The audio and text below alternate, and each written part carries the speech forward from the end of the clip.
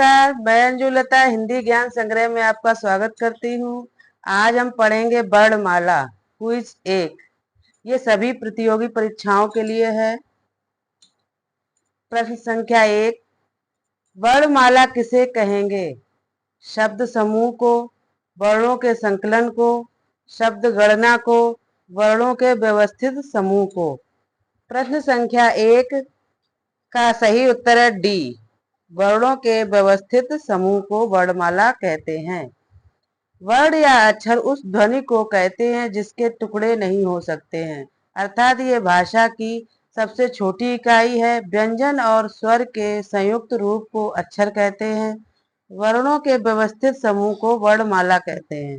हिंदी के लिए प्रयुक्त देवनागरी लिपि में कुल 52 वर्ण हैं, जिनमें 11 स्वर, 2 अयोगवा, 33 व्यंजन व द्विगुण व्यंजन है 2 और 4 संयुक्त व्यंजन है। प्रश्न संख्या 2, वर्णों के समुदाय को क्या कहते हैं? वर्णमाला, सर्वनाम, अक्षर, क्रिया। प्रश्न संख्या 2 का सही उत्तर है ए, वर्णों के समुदाय को वर्णमाला कहते हैं। वर्ण हमारी उच्चरित भाषा या वाणी की सबसे छोटी इकाई है। इन्हीं इकाइयों को मिलाकर शब्द समूह और वाक्यों की रचना होती है। प्रश्न संख्या 3, हिंदी वर्णमाला में व्यंजनों की संख्या है 32, 34, 33, 36। प्रश्न संख्या 3 का सही उत्तर है सी, 33। व्यंजन की संख्या 33 होती है। हिंदी वर्णमाला में मूल व्यंजन 33 हैं, जो इस प्रकार हैं। वर्गीय व्यंजन या स्पर्श व्यंजन का वर्ग से पा वर्ग तक 25 वर्ण होते हैं। अंतस्थ व्यंजन 11 अलावा 4 होते हैं। ऊष्म व्यंजन श श श हा 4 होते हैं। प्रश्न संख्या 4, वर्णमाला में स्पर्श व्यंजनों की संख्या कितनी है? 25, 30, 20, 35। प्रश्न संख्या 4 का सही उत्तर है ए, 25। स्पर्श व्यंजनों की संख्या 25 होती है। इसमें का वर्ग में 5 वर्ण का खा गा घा कंठु ध्वनियों से उच्चारित होती हैं। चा वर्ग में चा छा जा झा वहाँ तालव्य ध्वनियों से उच्चारित होती हैं। टा वर्ग में टाठा डाडा डा मूर्धन्य ध्वनियों से उच्चारित होती हैं। ता वर्ग में ताथा दादा ना दंत्य ध्वनियों से उच्चारित होती है। प वर्ग में पाफा बाभा माँ ओष्ठ ध्वनियों से उच्चारित होती है। प्रश्न संख्या 5, हिंदी भाषा में कुल व्यंजन है 35, 33, 45, 55। प्रश्न संख्या 5 का सही उत्तर है बी, 33। कुल व्यंजनों की संख्या 33 है, जिनमें का वर्ग, चा वर्ग, टा वर्ग, ता वर्ग, पा वर्ग प्रत्येक के 5 व्यंजन है के 25 व्यंजन, 4 अंतस्थ व्यंजन, 11 अलावा 4 ऊष्म व्यंजन सा सा सा हा। इस प्रकार कुल 33 मूल व्यंजन है। इसके अतिरिक्त 2 उच्छिप्त व्यंजन ढ़ा और ढा तथा 4 संयुक्त व्यंजन छात्रा ज्ञा सा है। प्रश्न संख्या 6, भाषा की सार्थक लघुत्तम इकाई किसे माना जाता है? शब्द, वर्ण, अर्थ, मात्रा। प्रश्न संख्या 6 का सही उत्तर है ए, शब्द। शब्द को सार्थक लघुत्तम इकाई कहते हैं। भाषाविदों के अनुसार भाषा की सबसे छोटी इकाई वर्ण है। वर्ण के 3 भेद हैं। प्रथम स्वर वर्ण, अक्षर आ ई उ। द्वितीय व्यंजन वर्ण, अक्षर का खा गा घ। तृतीय संयुक्त वर्ण, अक्षर छत्रा ज्ञा श्र। वर्णों का सार्थक क्रम जो निश्चित अर्थ दे उसे शब्द कहते हैं। इस प्रकार भाषा की सार्थक लघुत्तम इकाई को शब्द कहते हैं। कमल, नयन, चयन आदि। प्रश्न संख्या 7, भाषा की सबसे छोटी इकाई है शब्द, मात्रा, वर्ण कोई नहीं। प्रश्न संख्या 7 का सही उत्तर है सी, वर्ण। भाषा की सबसे छोटी इकाई को वर्ण कहते हैं। वर्ण उस मूल ध्वनि को कहते हैं जिसका खंड नहीं हो सकता। वस्तुतः वर्ण वह छोटी से छोटी ध्वनि है जो कर्ण का विषय है और जिसके टुकड़े नहीं किए जा सकते। प्रश्न संख्या 8, निम्नलिखित में से कौन सा स्वर समृद्ध है? आ, औ, ई, ए। प्रश्न संख्या 8 का सही उत्तर है सी, ई। ई समृत स्वर है। समृत वे स्वर होते हैं जिनके उच्चारण में मुख विवर लगभग बंद रहता है, जैसे ई उ ऊ। ये समृत स्वर हैं। प्रश्न संख्या 9, निम्नलिखित में से कौन सा तालव्य वर्ण नहीं है? का, छ, झ, च। प्रश्न संख्या 9 का सही उत्तर है ए, क। ये कंठ ध्वनि है, बाकी सभी तालव्य वर्ण हैं। का अल्पप्राण वर्ण भी है। वस्तुतः स्पर्श व्यंजनों में का वर्ग कंठ वर्ग है तथा च वर्ग तालव्य वर्ण है। प्रश्न संख्या 10, हिंदी भाषा में कितने स्वर हैं? 14, 11, 13, 15, 5। प्रश्न संख्या 10 का सही उत्तर है बी, 11। हिंदी भाषा में 11 स्वर हैं। केंद्रीय हिंदी निदेशालय द्वारा मानक हिंदी वर्णमाला में स्वरों की संख्या मूल रूप में 11 है। छोटा, बड़ा, छोटी, बड़ी, उ, री, ए, ऐ, ओ और औ। इसके अतिरिक्त अनुस्वार, अंग और विसर्ग आहा भी, लेकिन इन्हें ना तो स्वर माना जाता है ना ही व्यंजन। इन्हें अयोगवाह माना जाता है। प्रश्न संख्या 11, हिंदी वर्णमाला में वर्ण हैं 50, 52, 54, 55। प्रश्न संख्या 11 का सही उत्तर है बी, 52। 52 वर्ण होते हैं वर्णमाला में, जिसमें मूल स्वर 11, अयोगवाह 2, मूल व्यंजन 33, संयुक्त व्यंजन 4, छत्रक या स्रा, अतिरिक्त द्विगुण व्यंजन या उच्छिष्ट व्यंजन दा और ढा होते हैं। प्रश्न संख्या 12, हिंदी भाषा की कुल वर्ण लिपियां हैं 44, 33, 52, 48। प्रश्न संख्या 12 का सही उत्तर है सी, 52। हिंदी के लिए प्रयुक्त देवनागरी लिपि में कुल 52 वर्ण हैं, जिनमें 11 स्वर, 2 अयोगवाह, 33 व्यंजन, 2 द्विगुण व्यंजन और 4 संयुक्ताक्षर आते हैं। प्रश्न संख्या 13, वर्ण के प्रकार होते हैं ह्रस्व, स्वर, प्लुत, स्वर व्यंजन, अयोगवाह, स्वर व्यंजन, मूल व संयुक्त वर्ण। प्रश्न संख्या 13 का सही उत्तर है बी, स्वर व्यंजन अयोगवाह ये वर्ण होते हैं। और ह्रस्व, स्वर और प्लुत ये 3 स्वर होते हैं मात्रा के आधार पर। वर्ण ध्वनि भाषा की सबसे छोटी इकाई है। वर्णों के स्वर, व्यंजन व अयोगवाह विभक्त किया गया है तथा इसके व्यवस्थित क्रम को वर्णमाला कहते हैं। विकल्प में दिए गए अन्य शब्द जैसे ह्रस्व स्वर, प्लुत स्वर, स्वर के प्रकार हैं। संयुक्त वर्ण 2 वर्णों के संयुक्त रूप को कहते हैं। प्रश्न संख्या 14, व्यंजन और स्वर के संयुक्त रूप को क्या कहते हैं? व्यंजन और संयुक्त रूप के स्वर को क्या कहते हैं? वर्ण, ध्वनि, अक्षर, वाक्य। प्रश्न संख्या 14 का सही उत्तर है सी, अक्षर। वस्तुतः ध्वनि को व्याकरण में अक्षर कहा जाता है। वर्णों का सार्थक क्रम जो निश्चित अर्थ दे उसे शब्द कहते हैं, एवं 2 या 2 से अधिक शब्दों के सार्थक समूह को निश्चित अर्थ दे उन्हें वाक्य कहते हैं। प्रश्न संख्या 15, हिंदी में ध्वनियां कितने प्रकार की होती हैं? 2, 4, 6, 8। प्रश्न संख्या 15 का सही उत्तर है ए, बी। हिंदी में ध्वनियां 2 प्रकार की होती हैं, स्वर एवं व्यंजन। स्वर वे हैं जो बिना किसी अन्य की सहायता से उच्चारित हो सकते हैं। व्यंजन वे हैं जिनका उच्चारण स्वरों की सहायता से होता है।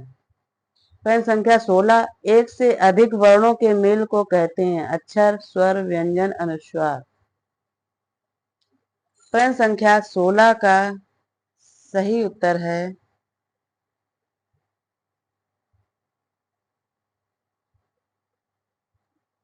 सी,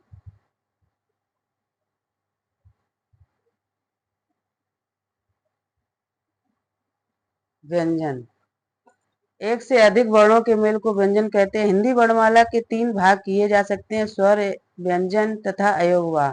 स्वरों को वर्ण या अक्षर दोनों कहा जाता है, जबकि व्यंजन स्वर रहित अक्षर को केवल अक्षर कहते हैं।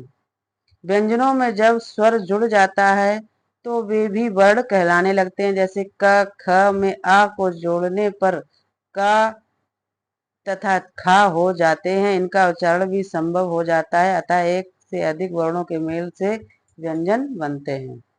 प्रश्न संख्या 17 लिपि चिन्हों के क्रमबद्ध समूह को क्या कहते हैं? अक्षर, वर्ण, वर्ण समूह, वर्णमाला।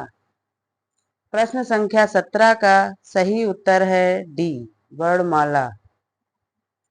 लिपि चिन्हों के क्रमबद्ध समूह को वर्णमाला कहा जाता है। अक्षर उस ध्वनि को कहते हैं जिसका क्षरण न हो सके, अर्थात जिसके टुकड़े न हो सके। वर्ण भाषा की सबसे छोटी इकाई को कहते हैं। वर्णों के समूह या समुदाय को वर्णमाला कहते हैं।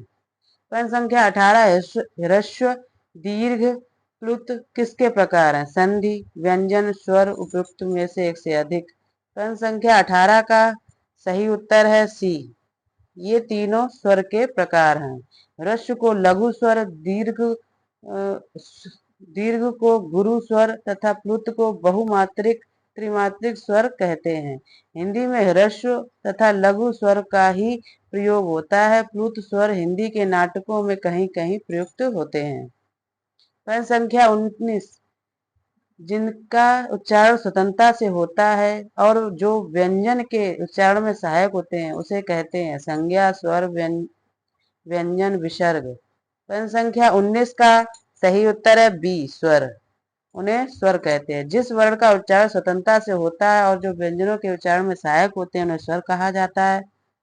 व्यंजन एक से अधिक वर्णों का मेल होता है जो स्वरों की सहायता से उच्चारित होता है। विसर्ग का प्रयोग तत्सम शब्दों में होता है तथा यह स्वर के बाद आता है। संज्ञा उस विकारी शब्द को कहते हैं जिससे किसी विशेष वस्तु, भाव या जीव के नाम का बोध हो। प्रश्न संख्या 20 सभी स्वर होते हैं? दीर्घ, अघोष, महाप्राण, अल्पप्राण।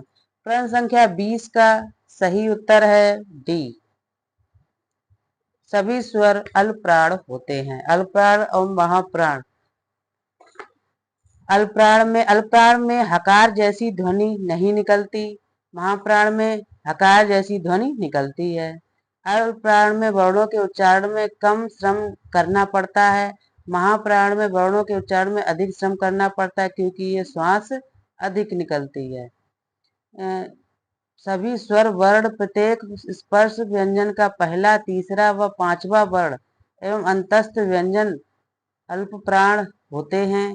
प्रत्येक स्पर्श व्यंजन वर्ग का दूसरा, चौथा तथा सभी ऊष्म व्यंजन वर्ण महाप्राण होते हैं।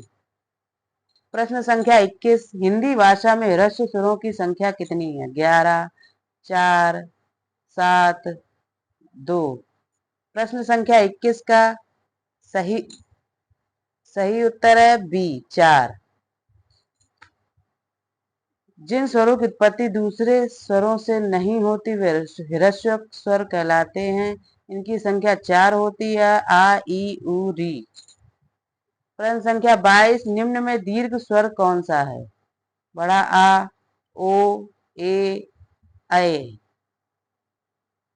प्रश्न संख्या 22 का सही उत्तर है ए, बड़ा आ। ये दीर्घ स्वर है, बाकी ये तीनों संयुक्त स्वर कहे जाते हैं। हिंदी में स्वर वर्णों की संख्या 11 है। इन्हें 3 वर्गों में बांटा गया है, ह्रस्व स्वर, दीर्घ स्वर, संयुक्त स्वर। ह्रस्व स्वर के अंतर्गत आ, ई, उ, री। दीर्घ स्वर के अंतर्गत आ, बड़ा आ, बड़ी ई, बड़ा उ तथा संयुक्त स्वर के अंतर्गत ए, ऐ, ओ, औ आते हैं। प्रश्न संख्या 23 निम्न में दीर्घ स्वर हैं? ई, ई, छोटी ई, बड़ी ई, ए, आई।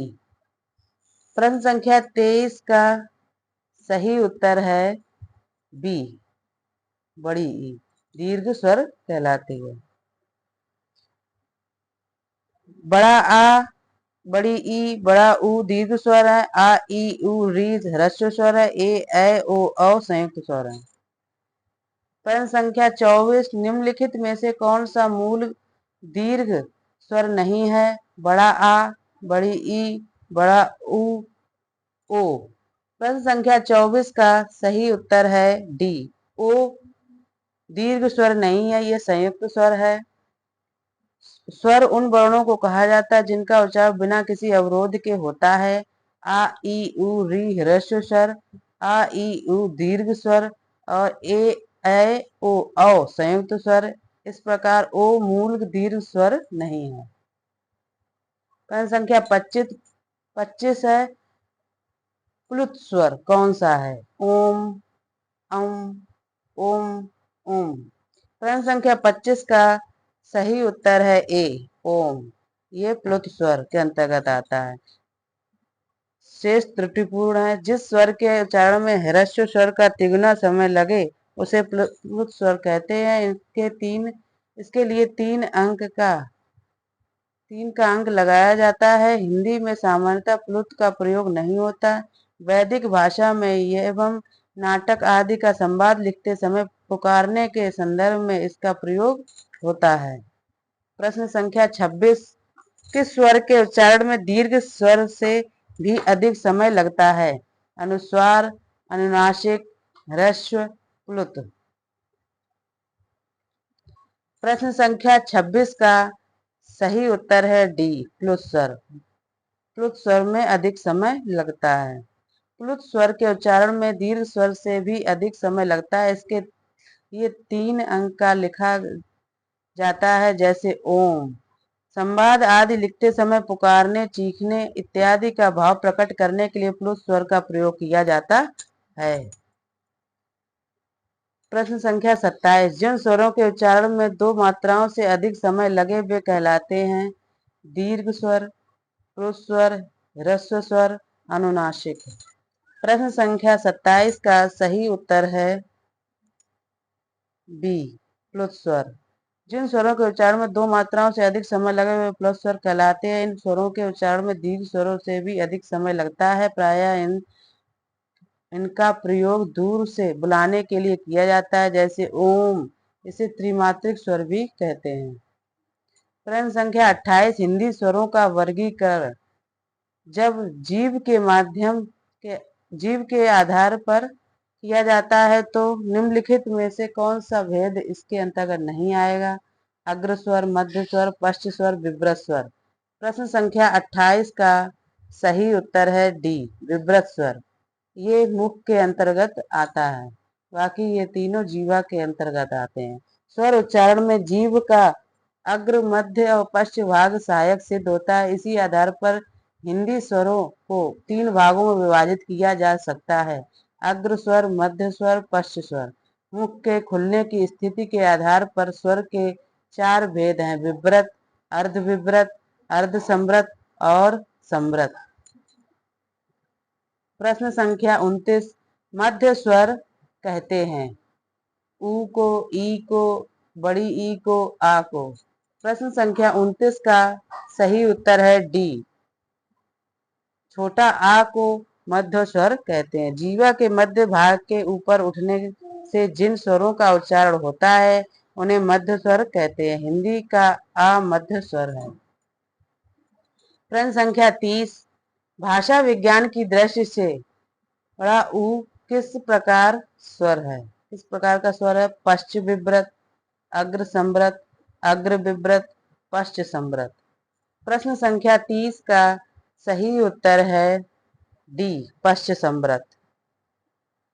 भाषा विज्ञान की दृष्टि से बड़ा ऊ के उच्चारण में जीव का पश्च भाग काम करता है, अतः ये पश्च स्वर है।